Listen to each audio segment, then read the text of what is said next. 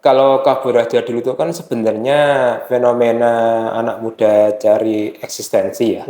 Oke. Yang itu mereka ingin mendapatkan kehidupan yang lebih baik. Pak Noel. Itu kan bilang berarti ya udah kalau mau kabur aja nggak usah pulang satu. Terus kemudian yang selalu diangkat adalah sisi nasionalisme. Dianggap orang-orang atau teman-teman yang menganggap fenomena ini mereka kabur tuh nggak punya nasionalisme, justru sebetulnya kan itu bisa jadi ya karena memang tidak mau membebankan pemerintah mungkin kan. Antara mereka mau daftar LPDP walaupun agak susah atau yang paling ya beli devisa deh. betul.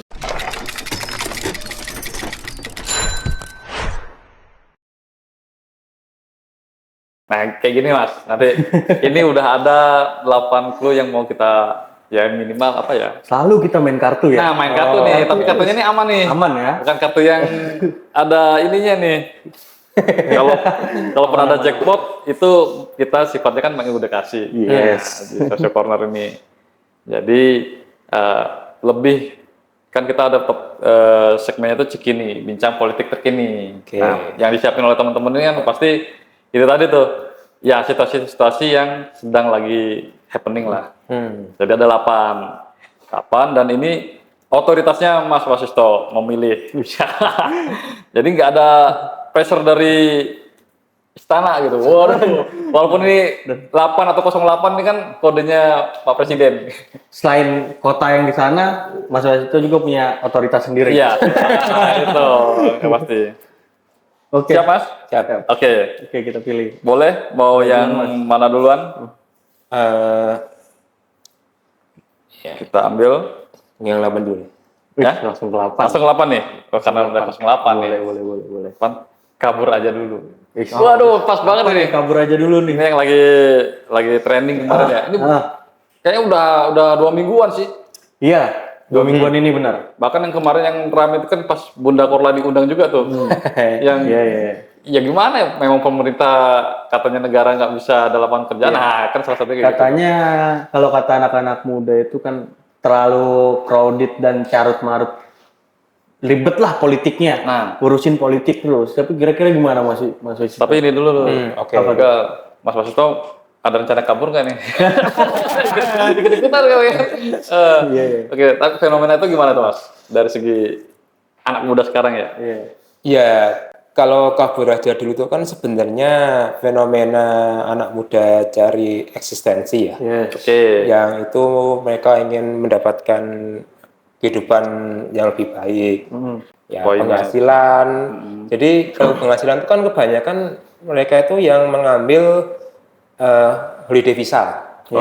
Jadi banyak dulu yang ketika saya masih sekolah itu banyak teman-teman muda itu ketika mereka lulus S1 langsung apply visa di Australia. Mereka menjadi pemetik buah, anggur, kerja ini. Cherry, ya, atau jadi cleaning service. Karena memang secara penghasilan tinggi. Jadi per jam itu $25-30. Bahkan kayak Gita Wirjawan kan sekelas menteri aja dia pernah cerita tuh waktu kuliah di Amerika dia juga cuci-cuci di restoran. Wajar aja tuh sebetulnya kalau soal mencari penghidupan yang lebih baik sah-sah aja sebenarnya. Sah saja. Cuman kan tidak ada peningkatan kelas Mas sebenarnya. Kan sama aja mereka itu menjadi pekerja blue collar worker kan atau ya second citizen lah kalau bahasa orang sana. Jadi memang mereka tuh mengambil segmen-segmen informal yang tidak dikerjakan oleh warga di sana gitu. Warga lokal sana kan lebih pada sektor yang formal ya atau mungkin bisnis yang bonafit lah. Tapi kalau yang sektor informal sini yang banyak itu menyerap pekerja migran. Karena memang banyak sekali Mas yang mana itu membutuhkan betul karena SDM serapan low skill labor di negara-negara maju kan banyak diisi dari negara-negara berkembang dengan uang yang tinggi terus kesempatan jalan-jalan ke luar negeri ya siapa sih yang nggak tertarik gitu loh sebenarnya. Berarti termasuk low cost nggak sih mereka ini? dibayarnya itu? Atau enggak? Sebenarnya sih kalau living cost per negara beda-beda ya. Iya. Cuman memang yang saya tahu itu banyak teman-teman yang dulu itu menjadi holiday visa worker itu tahu pulang-pulang beli tanah. Oh iya. Punya aset lah ini. Pulang-pulang. Tapi kalau yang statementnya Saya Pak, juga punya tanah sender. iya juga sih. Daripada kita di sini juga agak susah ya. Iya. Tapi itu tadi sebenarnya yang bikin agak chaos itu kan counter narasinya nih. Menteri Tenaga Kerja, contohnya Pak Noel, itu kan bilang berarti ya udah kalau mau kabur aja, nggak usah pulang satu. Terus kemudian yang selalu diangkat adalah sisi nasionalisme. Dianggap orang-orang atau teman-teman yang menganggap fenomena ini mereka kabur tuh nggak punya nasionalisme, justru sebetulnya kan itu bisa jadi ya karena memang tidak mau membebankan pemerintah mungkin kan, ingin mandiri. Jadi kalau dari kasus nasionalisme dipertanyakan itu gimana tuh kira-kira? Iya sebenarnya kan kalau kita lihat ujungnya kan juga ngirim uang ke Indonesia. Iya sih, keluarga lah ya. Iya kan ada remitansi yang dikirim kan, yang berapa juta rupiah. Bahkan itu tadi kalau bisa punya aset, siapa tahu jualan ayam geprek franchise kan bisa juga tuh. Berarti tetap perputarannya ada di Indonesia. Iya. Gitu. Jadi anak SMA, SMK bisa juga. Ya kalau mereka mau beli aset di luar negeri ya mahal. Nggak mungkin kebeli. Agak susah. Kayak kita perantau di Jakarta lah. Betul. Ya makanya ya saya di Cibinong. Jadi makanya kemudian teman-teman yang ke luar negeri itu ya padahal juga mau beli aset di sini kok. Borong tanah atau yang paling simpel ya beli iPhone terbaru gitu. Tapi gini Mas, aku jadi teringat nih, fenomena kabur aja dulu, itu jadi teringat pidato atau beberapa kementerian periode sebelumnya, terutama di periode Pak Jokowi itu yang menyebutkan adanya bonus demografi di Indonesia terutama dengan berapa juta bonus demografi yang ada. Apakah ini impact daripada bonus demografi itu sendiri atau bagaimana sih Mas kira-kira? Ya kalau bonus demografi itu kan lebih condong banyak penduduk muda produktif yang itu mengisi segmen terbesar penduduk kita. Cuman kan di sini kita juga mengalami ketimpangan kan. Iya. Jadi kesempatan kerja itu betul, kan banyak anak muda itu kerja di sektor informal. Sektor formal nggak bisa menyerah. Ya paling memungkinkan ya keluar negeri jelas. Karena memang di sana walaupun kerja kasar pun dihargai lebih gitu loh daripada di sini. Ini fakta sebenarnya. Ini bukan bermaksud nasionalisme tidak ya. Nasionalisme bagi saya kan kalau mereka mengirim remitansi ke rumah terus kemudian bantu banyak orang itu sudah nasionalisme bagi saya. Cuman di sini kan pemahaman kita tergantung pada situasi juga gitu. Iya. Kayak timnas saja kita ternyata impor. Oke, next Mas. Oke, next. Kita kira itulah. Seru nih. Jadi nasionalisme itu dipatahkan. Oke, next. 7 deh. Apa nih Mas? 7 pilih 08. Ini tadi. Berarti emang saling berkaitan ini. Memang lagi berkaitan terus. Kita nggak bisa move on kayaknya. Benar. Oke, 7 tadi ke 08. Oke, lanjut lagi Mas. 1 deh. 1. Oke, gal. 1 kita lihat. Aduh. Apa tuh? Bahlil dan gas LPG. Nah, gas tadi ngomong gas lagi. Ini Pak Bahlil. Jadi kabur aja dulu ini juga karena kemarin ya fenomena LPG, antri LPG kan. Iya. Ini sebetulnya kalau LPG itu aku jadi ingat kayaknya waktu masih SMP deh. Iya. Perpindahan dari minyak tanah ke gas. Ya, waktu zamannya SBJK kan. Iya. Jadi sebenarnya kita harus berterima kasih nggak sih ke Pak JK? Tapi dalam hal LPG nih Mas. Iya. Mungkin yang dimaksud teman-teman ini kan ya itu tadi. Sebetulnya ada nggak sih? Itu kan soal kebijakan. Kebijakannya Pak Bahlil ini sebetulnya mendasar atau hanya sekedar ingin menutup beberapa kasus yang kemarin sempat viral juga kan? Ya kalau gas LPG ini kan memang seringkali yang kita lihat harga yang ditetapkan pemerintah itu beda sama pengecer. Pengecer. Jadi ambil contoh kalau di tempat saya itu gaji lagi. LPG itu kan patokannya 14.000 kurang lebih ya.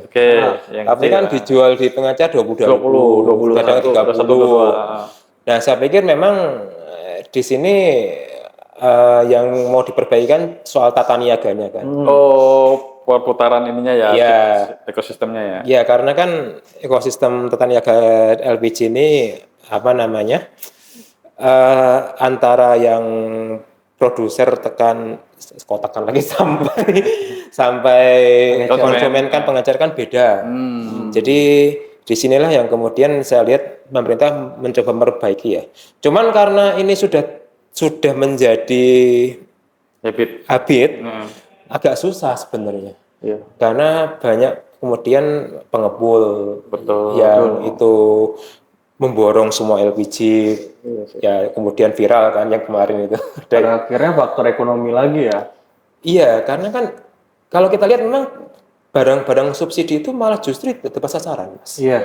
Malah justru yang memanfaatkan itu malah kelompok menengah atas. Jadi memang ini yang membuat kenapa gas LPG hijau itu lebih banyak lakunya daripada yang merah, daripada yang biru, yang besar. Iya. Sekarang coba kita lihat banyak kan yang segmen kelompok menengah atas itu juga pakai gas LPG kelompok menengah lah, kayak yang belian ART-nya. Cuman ya saya pikir ini kebijakan yang bagus, cuman ini banyak aktornya yang mau betul. Terlebih gini sih Mas, kalau pengalaman pribadi itu ya, dulu tuh orang rumah pakai tabung gas yang besar, yang warna biru yang 12 kilo ya? Iya, 12 kilo. Pada akhirnya kan itu keluar kebijakan itu. Nah, dari segi efisiensi, memang pemakaian itu lebih efisien pakai yang kecil ternyata Mas, daripada pakai yang besar. Kok bisa? Nah, karena yang besar itu karena bukan non subsidi ya, lebih kerap dicurangin, jadi berkurang, lebih cepat habis daripada. Nah, setelah diteliti kan memang beratnya itu berkurang. Sempat tuh orang tua juga ngetes nih, jadi sampai ditimbang Mas. Ditimbang, ternyata ini lebih nggak nyampe 12 kilo dan memang lebih cepat habis. Nah, dibandingkan lah pakai yang hijau, ternyata yang hijau malah lebih tepat, lebih bagus gitu, lebih efisien. Mungkinan itu juga sih yang bisa. Ya mungkin Pak Bahlil itulah kesahnya kita sebagai rakyat ya. Harusnya dicek lagi tuh kenapa sampai kayak gitu ya penjualan. Bener kata Mas Wasisto tadi. Jadi aktor-aktor ini banyak nih pola permainannya, bahkan di internal mereka sendiri. Iya. Yang namanya barang subsidi kan enak. Nah, itu betul sih. Apalagi tipikal orang kita ya. Oke, kira-kira gitulah. Next Mas. Oh iya. Ya. Nomor 2 deh. Nomor 2. 2 ini. Oke, 2. Bukan ya. Reshuffle kabinet. Waduh. Nah, ini berkaitan sama baru banget kemarin. Baru. Salah satunya kan mendikti nih. Kemarin. Tapi bagus juga sih, penggantinya ini juga muda kan. Jadi ada semangatnya juga nih. Iya. Dan ternyata Pak Satrio juga bilang, ini junior saya juga, maksudnya satu almater. Iya, betul. Kan? Itu. Jadi kayaknya oke lah, bahasanya pun akan melanjutkan prioritas program pemerintah. Sama lah ya, melanjutkan intinya ya. Tapi sebetulnya dalam hal konteks demokrasi itu problem nggak sih kalau ada reshuffle itu? Atau hal yang wajar? Iya, kalau dalam sistem presidensial kan reshuffle itu hal yang wajar ya. Yang namanya kinerja kan selalu tidak stabil kan. Selalu dinamis. Kadang bagus, kadang enggak. Ada yang tertib, ada yang enggak. Nah, yang tertib nih. Nah, ini kan lebih pada persoalan performa ya. Nah, apalagi kita menghadapi situasi sosmed kita yang selalu berisik kan. Iya. Kalau ada yang viral dikit, langsung dikaitkan pemerintah kan. Terbuka lah pola-pola demokrasi yang sebenarnya semakin terbuka di mana-mana. Supaya bisa bersuara gitu ya. Karena terbuka di mana-mana, kritis, dan itu kan kalau kita jadi menteri kan juga gatal juga kan kupingnya dari dikritik seperti itu, dan mungkin ini sampai ke presiden ya, karena memang di sini kan performa menteri juga ngaruh ke legitimasi presiden. Betul.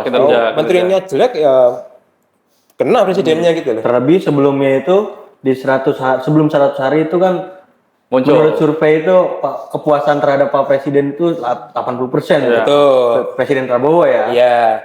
Ya tentu kalau ada satu noda itu kan akan tersumbat lah ya. Iya, kan menyumbat semuanya. Kalau survei kita gimana kira-kira? Nah, kita rilis ya nanti. Oke. Jadi memang reshuffle itu hal yang wajar ya. Cuman kalau sebelumnya kan reshuffle itu mutlak hak presiden ya. Iya, prerogatif. Biasanya kan dulu 6 bulan sekali, setahun sekali kan. Ini baru 100 hari lebih dikit dari reshuffle. Berarti ini kan menunjukkan pola baru ya reshuffle kita ya. Yang mana itu kapanpun bisa. Artinya yang kita bisa lihat sini ternyata kekuatan netizen yang budiman kuat juga gitu ya dia. Vox Populi, Vox IG. Ya kan kalau kita lihat kalau yang pergantian menteri di Ristek Dikti ini kan juga terkait dengan berbagai macam isu viral kemarin.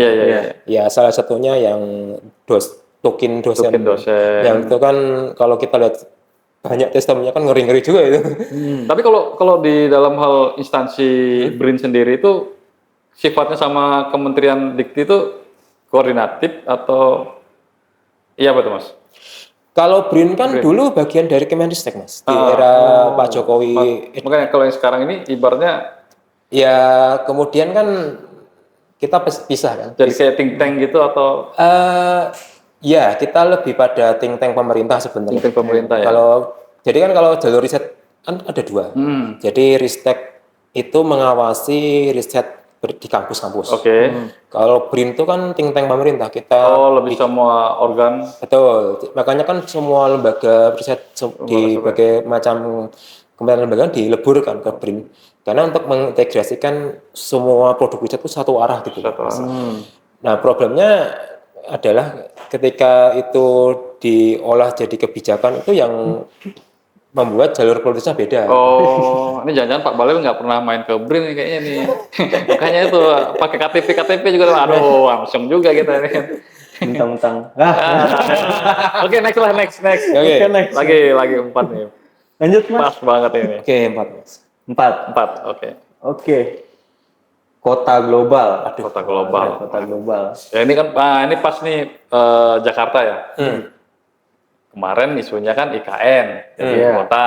Kembali lagi statementnya Pak Mendagri, ternyata status Jakarta masih ibu kota. Nah sekarang ini tarik ulur terus. Itu.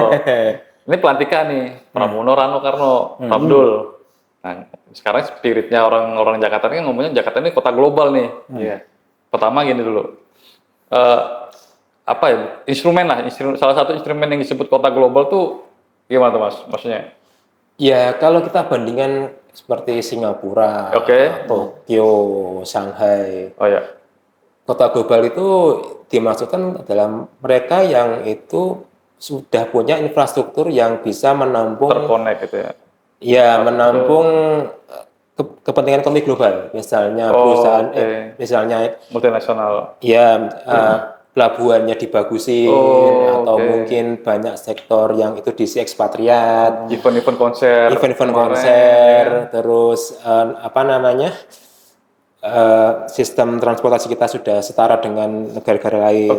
Itu indikator paling simpel kalau kita mau melihat kota global karena kita bisa berkompetisi dan sejajar dengan kota-kota global lain. Sebetulnya kan kalau nggak ada hashtag sekarang kota global aja, Sunda Kelapa itu dulu juga udah kota global kan seharusnya kan? Iya. Perdagangan itu kan. Batavia ya. Makanya Singapura dulu mungkin nggak dilihat nih. Betul. Sunda Kelapa memang dulu pelabuhan global, cuman kan dimonopoli. Nah, itu masalahnya. Nah ini nanti siapa yang monopoli nih? Monopoli. Yang sampai lah. Tapi unsur-unsurnya udah memenuhi lah Mas ya, kalau Jakarta ini. Daripada tadi yang kan harus ke sana ya. Sebenarnya kalau Jakarta secara infrastruktur, secara manufaktur sudah ya. Cuman ini yang perlu kita garis bawah ya. Kalau kota global kan ada pengaturan spasial yang jelas ya. Ini daerah industri. Ini daerah penduduk. Ini daerah pemerintahan. Nah, kalau kita kan masih campur. Ya benar.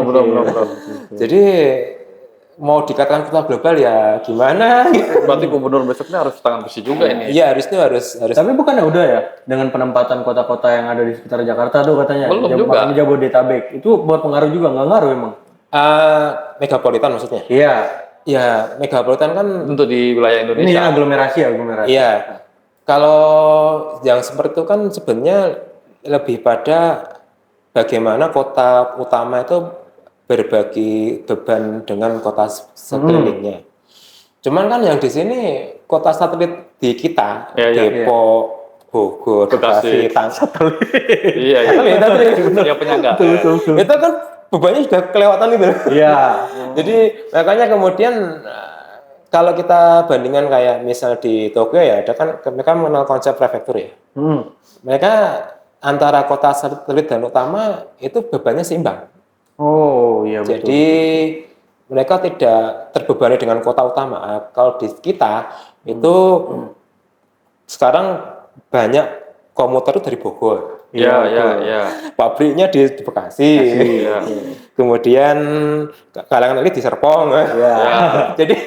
Jadi Jakarta itu apa ya? Kelebihan beban yang itu bebannya justru mau dibagi lagi gitu loh. Menambah beban kota-kota penyangga lainnya. Bahkan Cianjur mau diambil kan. Iya. Tentang nggak punya beban Cianjur itu. Diajak aja. Ya dikatanya kan gampang. Sekarang kan perumahan kan sudah makin jauh. Iya betul. Sekarang kalau ke Bogor tuh Ciawi udah ada perumahan mulai banyak. Termasuk di Tangerang itu. Iya betul. Batasan Banten. Saya dulu sebelum ambil rumah di Cibinong mau ditawarin ke Maja, Mas. Iya. Perbatasan tuh. Aja, cuman aduh. Berat. Ya seperti itulah. Jadi memang kota global itu idealnya harus ada pengaturan spasial yang jelas ya. Dan memang daya saingnya itu sudah setara dengan kota global lain. Nah di Jakarta ini kan ambil contoh kemacetan belum terurai. Iya. Banjir masih jadi tradisi. Kan? Kalau kota global lain kan tidak ada, ya maksudnya ada tapi kan termanajemen gitu. Iya. Ibaratnya tenanan lah. Betul. Serius. Jadi saya pikir ini yang perlu dibenahi Mas Pram dan Bu Dul ya. Bahwa memang masalah klasik ini jangan sampai menciderai Jakarta menuju kota global sebenarnya. Oke. Lagi 3, Mas. Oke, lanjut kita. Ya 3, Mas. 3. Jogja istimewa. Ini dapat bisikan nih. Ini menarik nih. Iya, makanya dapat bisikan nih kayaknya nggak bisa jauh-jauh dari Jogja ini Mas Wasis nih. Tapi asal Mas Wasis gimana? Asli Jogja. Oh, pas. Kelahiran Jogja. Pas. Kuliah juga dulu Jogja. Oke. Nah, apa yang bikin misalnya tadi yang lu bilang Jogja itu selalu istimewa? Iya. Kenapa di mata Mas Wasisto itu gimana? Bukan di mata Mas Wasisto sebenarnya. Semuanya ya. Sebenarnya terutama di anak-anak mahasiswa, Jogja itu selalu menjadi kota istimewa. Kenapa sih kira-kira? Kota pelajar itu. Iya. Saya tuh juga sampai sekarang masih bingung mau jawab itu, Mas. Karena begini, bagi orang Jogja sendiri aja, lihat Jogja aja kalau musim liburan malas keluar. Udah jenuh juga ya sebenarnya. Maksudnya apa ya? Mau ngapain lagi gitu. Bahkan di desa-desa pun sekarang udah banyak wisatawan. Entah itu mereka mau keliling pakai sepeda ontel lah, atau ikut nanam padi di sawah lah, atau apapun itu. Jadi kayak komoditas juga ya? Iya, komoditas juga gitu loh. Dan saya pikir kalau secara kultur memang Jogja istimewa itu karena salah satunya karena kita sebagai pusat budaya Jawa ya. Iya, apalagi Sultan kan. Sultan. Jadi memang di sini kita memiliki keunikan di situ Jogja itu karena memang kita punya akar histori yang panjang, akar kultur yang panjang. Iya, betul. Dan nggak tahu dan itu diromantisasi oleh banyak lagu gitu loh. Oh iya. Dari mulai Club Project, terus Aditya Sofyan, terus kemudian Darboy. Jadi orang itu kemudian mengasosiasikan Jogja dengan sesuatu yang romantis gitu. Iya. Bahkan banyak yang ngutip kata-kata puisi Jokpin. Iya. Berarti bagi orang Jawa sendiri kalau keluar tuh udah macet, males, mulai macet ya Jogja. Oh, iyalah. Aduh, kalau Jogja itu sekarang kemana-mana padat Mas. Apalagi Jogja sekarang mau ada jalan tol lagi. Tapi emang salah satunya yang bikin istimewa tuh tanda petik ya emang karena Sultan itu tadi. Ya karena sistemnya kan nggak terlalu ini. Iya, sebenarnya sih juga karena ini ya, kita masih memiliki kayak apa ya, norma tata krama itu adat istiadatnya itu tadi kan. Iya, jadi ini bukan mengglorifikasi Jogja. Cuman bagi saya sendiri memang ini entah kalau bagi orang lain ya, ketika sudah pernah tinggal di Jogja itu akan teringat ingin pulang gitu. Iya. Benar. Nggak tahu kenapa itu kayak tertulis lagi. Tertulis jadi romantis lagi. Kayak tertulis di lagunya Aditya Sofyan. Iya betul. Yang sesuatu di Jogja. Karena kalau kita ke Jogja itu selalu ada yang baru gitu. Entah itu kulinernya, ya betul, mungkin ya vibes-nya itu sih emang, iya, punya versinya sendiri lah, punya versi masing-masing. Jadi versi saya mungkin beda dengan mas-mas di sini ya, atau mungkin orang lain. Cuman yang selalu saya ingat itu kalau mau pulang ke Jogja hari Jumat sore malam itu selalu penuh dan habis tiket. Wah iya betul, benar. Itu menjelang weekend lah ya, dari weekend. Gambir Pasar Senen tuh, makanya kan sekarang Jogja itu menjadi anak emas PT KAI kan. betul. Kereta tuh selalu penuh terus, apalagi bus-bus pesawat apalagi. Tapi anehnya bagi orang Jogja kok ya apa ya istilahnya ya terima aja gitu. Ya udah Jogja gitu. Tapi seru sih emang. Bener-bener istimewa ya. Ya istimewa itu bukan sekedar slogan ya, tapi memang saya merasakan ini lebih pada apa ya, rasa psikologis sih sebenarnya. Yang itu nggak bisa kita samaratakan. Semua orang punya versinya masing-masing. Betul ya. Meskipun Jogja ada masalah ya udah. Dia bagus lah ya dari segi psikologis, sosial politiknya juga ya. Mungkin karena Sultan mungkin ya. Iya. Bisa jauh dari situ juga. Iya, karena ada beliau itu yang membuat apa ya, sebagai patron ya. Makanya banyak yang mau jadi sultan juga. Oke Mas, lagi 2 nih Mas. Oke. Lagi 2. Kita next. Mau kiri atau kanan? Nomor 6 nih. 6 ya. 6 dulu. MBG. Aduh, saya lagi kemarin. Udah lah ya. MBG. Makanan bergizi gratis. Makanya ini sebenarnya itu tadi sih. Kalau di pemerintah sendiri MBG selain program Capres kemarin, kajiannya itu emang ada nggak sih soal pentingnya harus ada sarapan atau makan untuk anak-anak sekolah itu? MBG itu kan sebenarnya kalau di negara-negara sudah banyak ada ya. Di India ada, di negara Cina, Skandinavia ada ya. Korea ada. Cuman kita baru kali ini menerapkan. Cuman ini kalau di sana kan sudah cukup tertata, terorganisir ya. Dan kita kan itu masih tahun pertama ini. Ya kita lihat bahwa MBG ini memang tujuannya untuk memperbaiki nutrisi anak-anak ya. Cuman yang kita lihat sekarang ini memang masih ada banyak masalah kanan kiri ya sebenarnya. Iya, kayak telur cuma separuh, tahu cuma berapa potong. Nah itu sedih juga ini. Ya saya pikir memang tujuannya oke. Cuman ini partisipasinya yang saya pikir perlu dan keseriusan itu tadi ya. Ya diperluas ya. Karena kalau di negara-negara lain kan makan siang atau makan bergizi itu kan melibatkan, kalau di sekolah yang saya tahu ya, itu ada komite sekolah yang ngawasin, orang tua siswa ikut input. Nah di kita kan masih satu arah kan. Nah ini yang saya pikir pelibatan dari orang tuanya itu juga penting sih, karena mereka yang penting tahu anak ini makan apa sih sebenarnya. Ntar udah dapet MBG tahu-tahu minta jajan lagi ya, sama aja. Termasuk ini nggak sih Mas? Pemberdayaan kantin-kantin itu, ibu-ibu kantin itu kan banyak tuh, harusnya memperlibatkan nggak sih mereka ini buat menyiapkan makan bergizi gratis. Tetap pada akhirnya ya tetap ahli gizi ini memantau gitu loh. Harusnya iya, karena kan kantin-kantin ini kan penolong lah ya. Iya. Bahkan nanti bisa mengedukasi emak-emak itu juga sih. Misalnya ini makanan yang buat sehat itu kayak gini. Iya. Ya. Dia akan melaksanakan polanya terus terjaga akhirnya. Nah sayangnya yang saya lihat tuh kenapa MBK nggak melibatkan posyandu itu loh sebenarnya. Iya. Yang saya jadi heran tuh. Iya. Karena ketika masih kecil kan dulu ikutan posyandu kan. Iya. Jadi kan ada edukasinya kan, ada kartu apa? Yang itu, metriknya itu loh. Dapat susu, bubur kacang hijau. Ya. Ya maksud saya kenapa itu unsur itu belum ada gitu loh sebenarnya. Itu. Oke nanti kita usul si Max jadi duta MBK aja. Untuk memberikan edukasi ke mama. Karena kalau duta sales pun udah ada. Oke. Kira-kira terakhir nih Mas. Spesial. Nomor 5 spesial. Terakhir, udah tadi disebutin juga. Partisipasi publik. Tapi harapannya mungkin gini.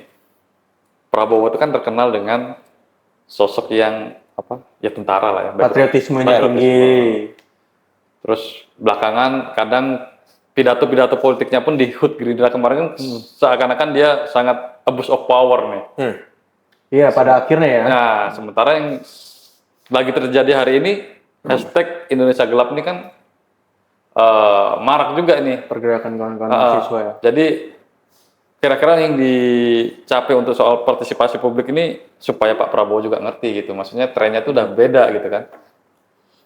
Ya, kalau partisipasi publik itu menjadi PR terbesar kita setelah COVID ya. Oke. Jadi kan kalau kita lihat survei tentang demokrasi kan kita yang paling parah soal partisipasi kan. Jadi memang ini menjadi PR yang dari masa ke masa ya sebenarnya. Ya salah satunya kan kalau kita kritis kadang gampang didoxing kan. Iya. Tapi pasti jangan alergi kritik gitu ya. Iya. Ya, pemerintah saya juga pernah ngalamin soalnya. Saya pernah ngalamin. Tahu-tahu nomor dibaca gitu. Kayak itu. Aduh. Saya pikir memang apa ya partisipasi kita itu belum. Kalau di Indonesia masih rendah nggak? Atau masih rendah atau masih rendah sih? Masih rendah. Masih rendah. Tapi padahal semangat partisipasi publik ini kan adanya pas reformasi itu kan semangat ini selalu digaungkan ya. Ya atau hanya momen-momen tertentu. Apa cuman ya kalau kita kembali ke 98 kan partisipasi itu merata karena semua elemen merasakan gitu loh. Menjadi subjek langsungnya. Iya. Kalau di mari kan ya ada yang merasakan, ada yang enggak, ada yang cuek gitu loh misalnya. Enggak merata seperti halnya tahun 98 semua kena dampaknya. Kalau sekarang kan ada yang demo, ada yang masih kerja, ada yang benar. Ada keganggu malah. Iya.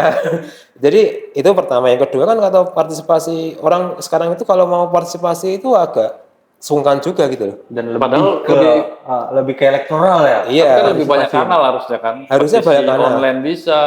Harusnya memang dulu sosial media itu menjadi kanal alternatif ya. Cuman karena sekarang ini kita menghadapi situasi yang banjir informasi juga. Ya seperti itulah. Jadi membuat orang itu apa ya? Ya kalau mau partisipasi itu pakai akun alternatif misalnya. Oke, anonim. Second account. Ya. Saya juga pakai kok. Kawan juga ini. Ya kalau kita belak-belakan terbuka ya gampang disensor gitu.